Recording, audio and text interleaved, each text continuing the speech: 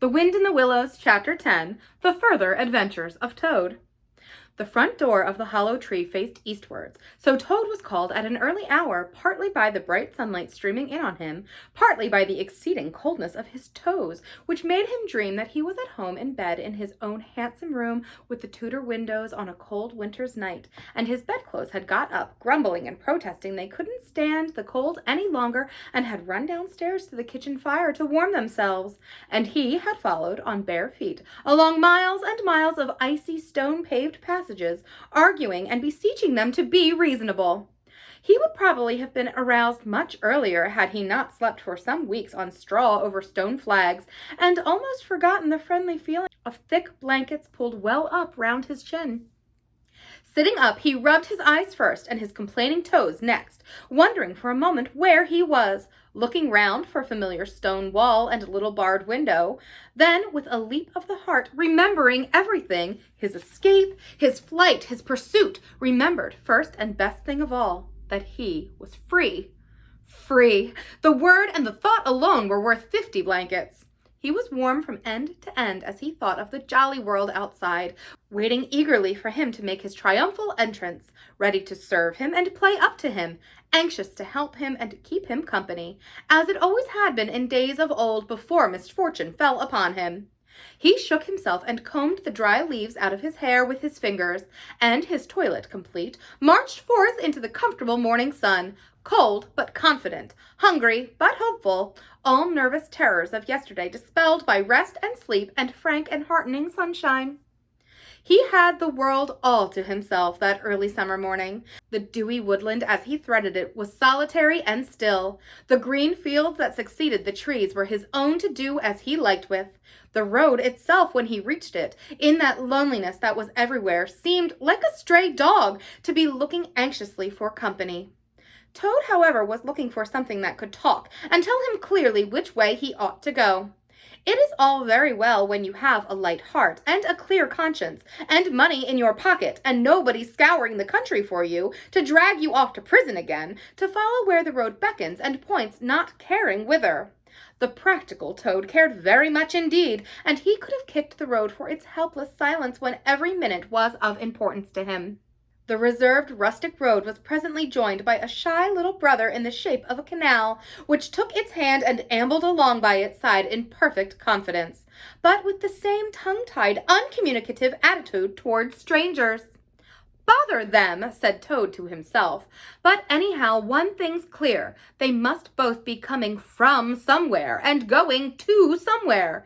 You can't get over that, Toad, my boy." So he marched on patiently by the water's edge. Round a bend in the canal came plodding a solitary horse, stooping forward as if in anxious thought. From rope traces attached to his collar stretched a long line, taut but dipping with his stride, the further part of it dripping pearly drops. Toad let the horse pass and stood waiting for what the fates were sending him. With a pleasant swirl of quiet water as its blunt bow, the barge slid up alongside of him, its gaily painted gunwale level with the towing path. Its sole occupant, a big, stout woman wearing a linen sunbonnet, one brawny arm laid along the tiller. "A nice morning, ma'am," she remarked to Toad as she drew up level with him. "I dare say it is, ma'am," responded Toad politely as he walked along the towpath abreast of her. "I dare say it is a nice morning to them that's not in sore trouble like what I am. Here's my married daughter. She sends off to me post-haste to come to her at once. So off I comes, not knowing what may be happening or what going to happen, but fearing the worst, as you will understand, ma'am, if you're a mother too. And I've left my business to look after itself. I'm in the washing and laundering line, you must know, ma'am, and I've left my young children to look after themselves, and a more mischievous and troublesome set of young imps doesn't exist, ma'am. And I've lost all my money, and lost my way, and as for what may be happening to my married daughter, why, I don't like to think of it, ma'am." "Where might your married daughter be living, ma'am?" asked the bargewoman. "She lives near to the river, ma'am," replied Toad, "close to a fine house called Toad Hall. That's somewheres abouts in these parts. Perhaps you may have heard of it?" Toad Hall? Why, I'm going that way myself, replied the barge woman. This canal joins the river some miles further on, a little above Toad Hall, and then it's an easy walk. You can come along in the barge with me, and I'll give you a lift. She steered the barge close to the bank, and Toad, with many a humble and grateful acknowledgment, stepped lightly on board and sat down with great satisfaction. Toad's luck again, thought he. I always come out on top.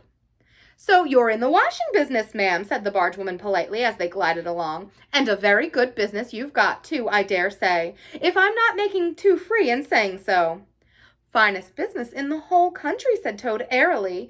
All the gentry come to me. Wouldn't go to anyone else if they were paid. They know me so well. You see, I understand my work thoroughly, and I attend to it all myself.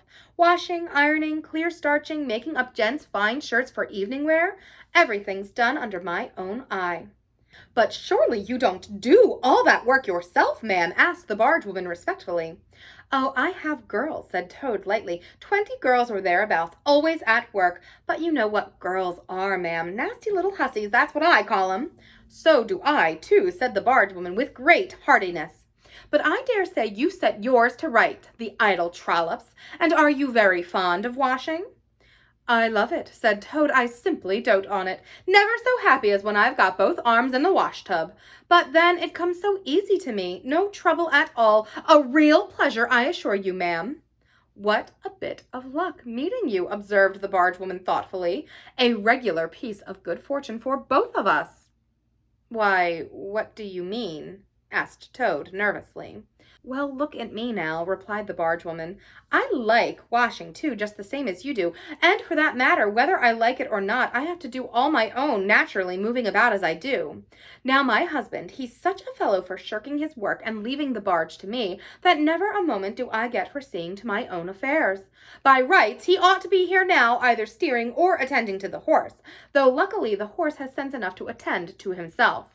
Instead of which, he's gone off with the dog to see if they can't pick up a rabbit for dinner somewhere. Says he'll catch me up at the next lock.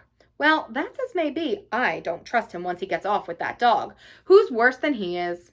But meantime, how am I to get on with my washing? Oh, never mind about the washing, said Toad, not liking the subject. Try and fix your mind on this rabbit. A nice, young, fat rabbit. I'll be bound. Got any onions? I can't fix my mind on anything but my washing, said the barge woman, and I wonder you can be talking of rabbits with such a joyful prospect before you. There's a heap of things of mine that you'll find in a corner of the cabin, if you'll just take one or two of the most necessary sort. I won't venture to describe them to a lady like you, but you'll recognize them at a glance and put them through the wash-tub as we go along. Why, it'll be a pleasure to you, as you rightly say, and a real help to me. You'll find a tub handy, and soap, and a kettle on the stove, and a bucket to haul up water from the canal with. Then I shall know you're enjoying yourself, instead of sitting here idle, looking at the scenery and yawning your head off. Here, you let me steer, said Toad, now thoroughly frightened, and then you can go on with your washing your own way. I might spoil your things and not do 'em as you like. I'm more used to gentlemen's things myself. It's my special line. Let you steer, replied the barge woman, laughing. It takes some practice to steer a barge properly. Besides, it's dull work, and I want you to be happy. No, you shall do the washing you are so fond of, and I'll stick to the steering that I understand. Don't try and deprive me of the pleasure of giving you a treat. Toad was fairly cornered. He looked for escape this way and that, saw that he was too far from the bank for a flying leap, and sullenly resigned himself to his fate. If it comes to that, he thought in desperation, I suppose any fool can wash. He fetched tub, soap, and other necessaries from the cabin, selected a few garments at random, tried to recollect what he had seen in casual glances through laundry windows, and set to. A long half-hour passed, and every minute of it saw Toad getting crosser and crosser. Nothing that he could do to the things seemed to please them or do them good.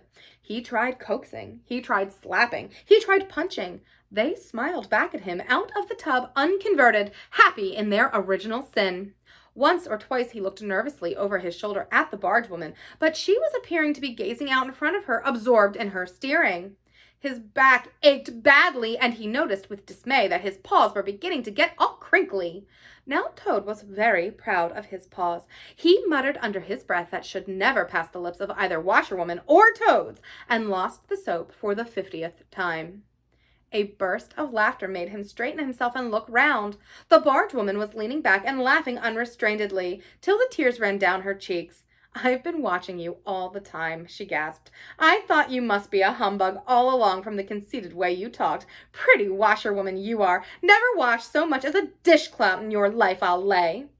Toad's temper, which had been simmering viciously for some time, now fairly boiled over, and he lost all control of himself.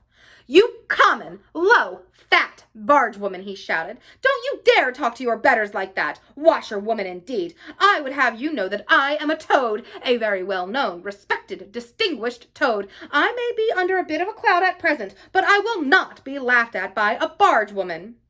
The woman moved nearer to him and peered under his bonnet keenly and closely. "Why, so you are," she cried. "Well, I never! A horrid, nasty, crawly Toad, and in my nice clean barge, too. Now that is a thing I will not have." She relinquished the tiller for a moment. One big, mottled arm shot out and caught Toad by a foreleg, while the other gripped him fast by a hind leg. Then the world turned suddenly upside down. The barge seemed to flit lightly across the sky. The wind whistled in his ears, and Toad found himself flying through the air, revolving rapidly as he went.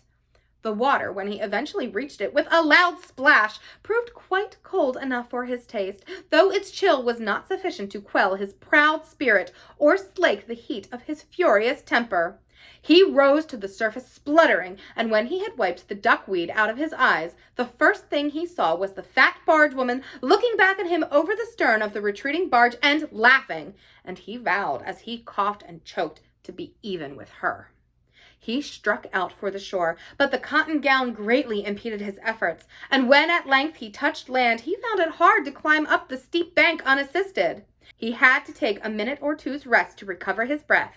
Then, gathering his wet skirts well over his arms, he started to run after the barge as fast as his legs would carry him, wild with indignation, thirsting for revenge. The barge woman was still laughing when he drew up level with her.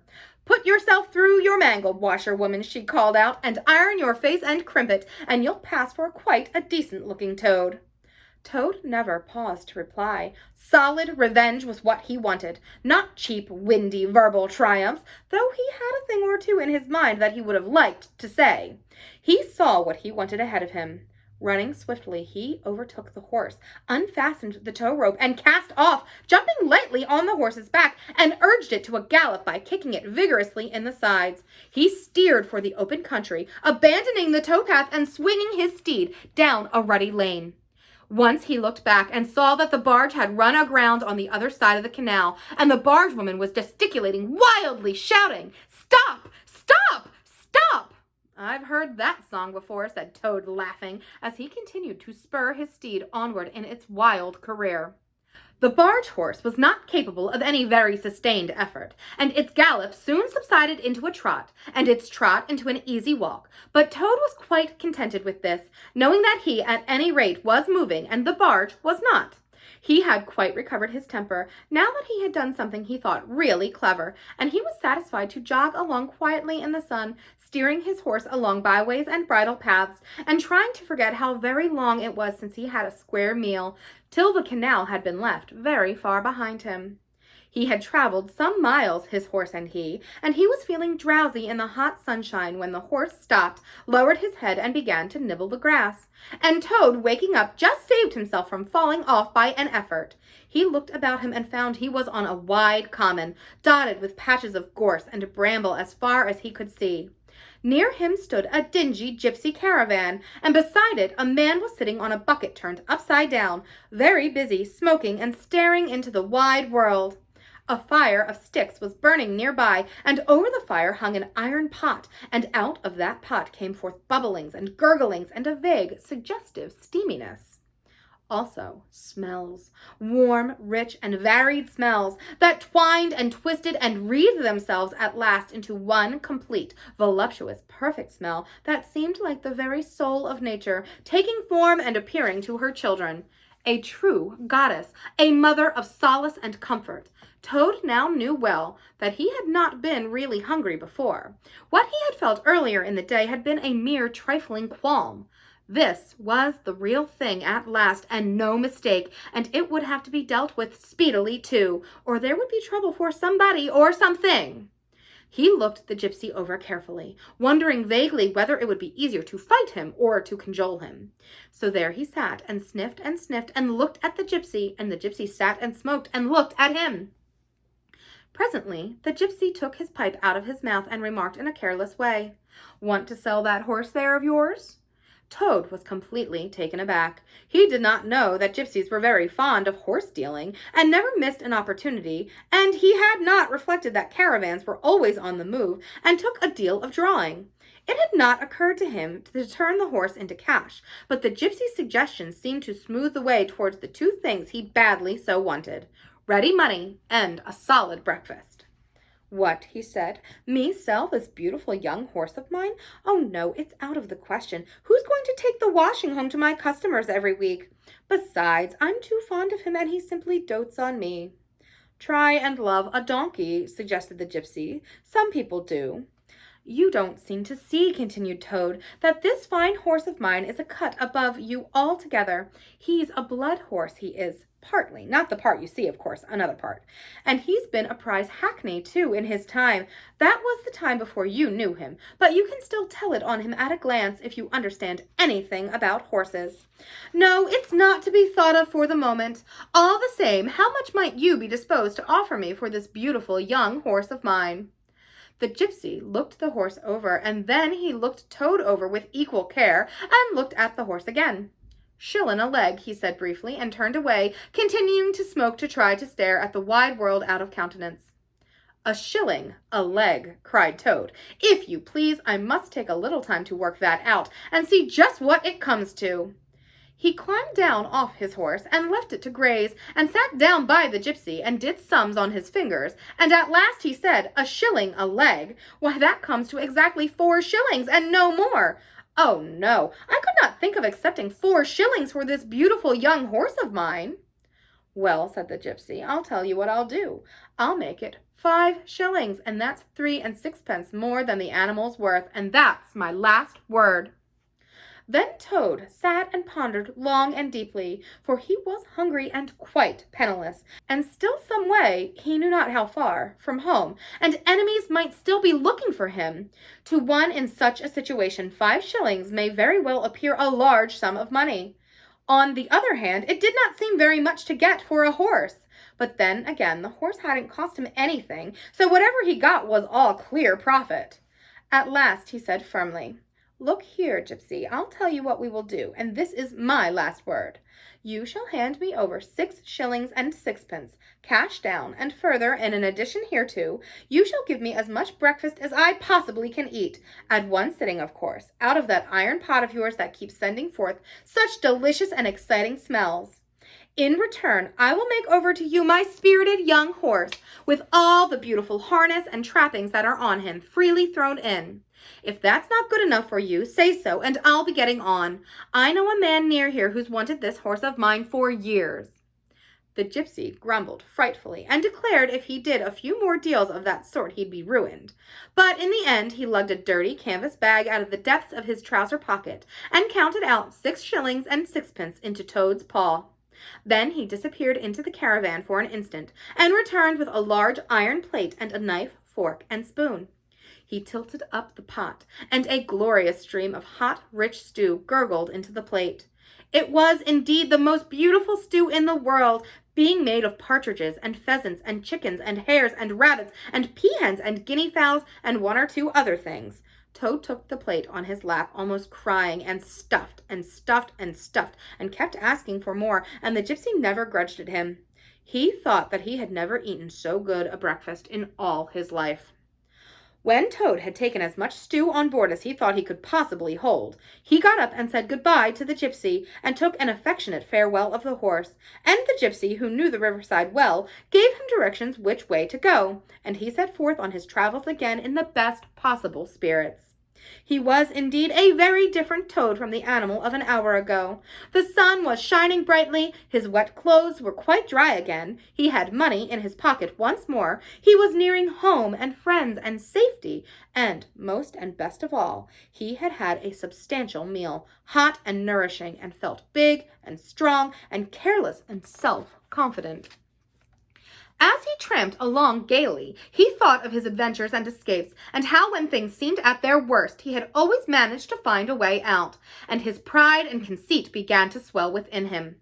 "Ho, ho," he said to himself as he marched along with his chin in the air. "What a clever Toad I am! There is surely no animal equal to me for cleverness in the whole world. My enemies shut me up in prison, encircled by sentries, watched night and day by warders. I walked out through them all by sheer ability coupled with courage. They pursue me with engines and policemen and revolvers. I snap my fingers at them and vanish, laughing into space. I am unfortunately thrown into a canal by a woman fat-bodied and very evil-minded. What of it? I swim ashore, I seize her horse, I ride off in triumph, and I sell the horse for a whole pocketful of money and an excellent breakfast. Ho, ho! I am the Toad, the handsome, the popular, the successful Toad." He got so puffed up with conceit that he made up a song as he walked in praise of himself and sang it at the top of his voice, though there was no one to hear but him. It was perhaps the most conceited song that any animal ever composed. "As world has held great heroes, as history books have shown, but never a name to go down in fame compared with that of Toad. The clever men at Oxford know all there is to be knowed, but they none of them know one half as much as intelligent Mr. Toad. The animals sat in the ark and cried, their tears in torrents flowed. Who was it, they said, that's landed ahead, encouraging Mr. Toad? The army all saluted as they marched along the road. Was it the king or Kitchener? No, it was Mr. Toad. The queen and her ladies-in-waiting sat at the window and sewed. They cried, look, who's that handsome man? They answered, Mr. Toad. There was a great deal more of the same sort, but too dreadfully conceited to be written down. These are some of the milder verses. He sang as he walked, and he walked as he sang, and got more inflated every minute. But his pride was shortly to have a severe fall. After some miles of country lanes, he reached the high road, and as he turned into it and glanced along its white length, he saw approaching him a speck that turned into a dot, and then into a blob, and then into something very familiar, and a double note of warning only too well known fell on his delighted ear. "This is something like," said the excited Toad. "This is real life again. This is once more the great world from which I have been missed so long. I will hail them, my brothers of the wheel, and pitch them a yarn of the sort that has been so successful hitherto, and they will give me a lift, of course, and then I will talk to them some more, and perhaps, with luck, it may even end up in my driving to Toad Hall in a motor car. That will be one in the eye for Badger." He stepped confidently out into the road to hail the motor car, which came along at an easy pace, slowing down as it neared the lane, when suddenly he became very pale. His heart turned to water, his knees shook and yielded under him, and he doubled up and collapsed with a sickening pain in his interior. And well he might, the unhappy animal, for the approaching car was the very one he had stolen out of the yard of the Red Lion Hotel on that fatal day when all his troubles began. And the people in it were the very same people he had sat and watched at luncheon in the coffee room. He sank down in a shabby, miserable heap in the road, murmuring to himself in despair, "It's all up! It's all over now! Chains and policemen again! Prison again! Dry bread and water again! Oh, what a fool I have been! What did I want to go strutting about the country for, singing conceited songs and hailing people in broad day on the high road, instead of hiding till nightfall and slipping home quietly by back ways? Oh, hapless Toad! Oh, ill-fated animal!" The terrible motor car drew slowly nearer and nearer, till at last he heard it stop just short of him. Two gentlemen got out and walked round the trembling heap of a crumpled misery lying in the road, and one of them said, "Oh dear, this is very sad. Here is a poor old thing, a washerwoman apparently, who has fainted in the road. Perhaps she is overcome by the heat, poor creature, or possibly she has not had any food today. Let us lift her into the car and take her to the nearest village, where doubtless she has friends." They tenderly lifted Toad into the motor car and propped him up with soft cushions and proceeded on their way. When Toad heard them talk in so kind and sympathetic a way, and knew that he was not recognized, his courage began to revive, and he cautiously opened first one eye and then the other. "Look," said one of the gentlemen, "she is better already. The fresh air is doing her good. How do you feel, ma'am?" "Thank you kindly, sir," said Toad in a feeble voice. "I'm feeling a great deal better." "That's right," said the gentleman. "Now keep quite still, and above all, don't try to talk." "I won't," said Toad. "I was only thinking that if I might sit on the front seat there beside the driver, where I could get the fresh air full in my face, I should soon be all right again." "What a very sensible woman," said the gentleman. "Of course you shall." So they carefully helped Toad into the front seat beside the driver, and on they went again. Toad was almost himself again by now. He sat up, looked about him, and tried to beat down the tremors, the yearnings, the old cravings that rose up and beset him and took possession of him entirely. "It is fate," he said to himself. "Why strive? Why struggle?" And he turned to the driver at his side. "Please, sir," he said, "I wish you would kindly let me try and drive the car for a little. I've been watching you carefully, and it looks so easy and so interesting, and I should like to be able to tell my friends that I once had driven a motor car." The driver laughed at the proposal so heartily that the gentleman inquired what the matter was. When he heard, he said to Toad's delight, "Bravo, ma'am! I like your spirit. Let her have a try and look after her. She won't do any harm." Toad eagerly scrambled into the seat vacated by the driver, took the steering wheel in his hands, listened with affected humility into the instructions given him, and set the car in motion, but very slowly and carefully at first, for he was determined to be prudent. The gentlemen behind clapped their hands and applauded, and Toad heard them saying, "How well she does it! Fancy a washerwoman driving a car as well as that the first time." Toad went a little faster, then faster still, and faster. He heard the gentleman call out warningly, "Be careful, washerwoman," and this annoyed him, and he began to lose his head. The driver tried to interfere, but he pinned him down in his seat with one elbow and put on full speed. The rush of air in his face, the hum of the engines, and the light jump of the car beneath him intoxicated his weak brain. "Washerwoman, indeed!" he shouted recklessly. "Ho, ho! I am the Toad, the motor car snatcher, the prison breaker, the Toad who always escapes. Sit still, and you shall know what driving really is, for you are in the hands of the famous, the skillful, the entirely fearless Toad."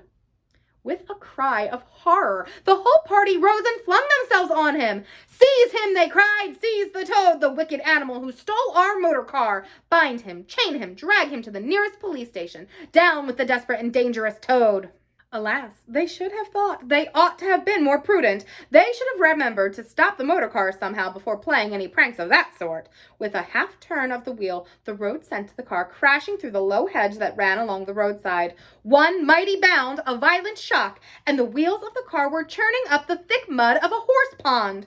Toad found himself flying through the air with a strong upward rush and delicate curve of a swallow. He liked the motion and was just beginning to wonder whether it would go on until he developed wings and turned into a toad bird, when he landed on his back with a thump in the soft, rich grass of a meadow.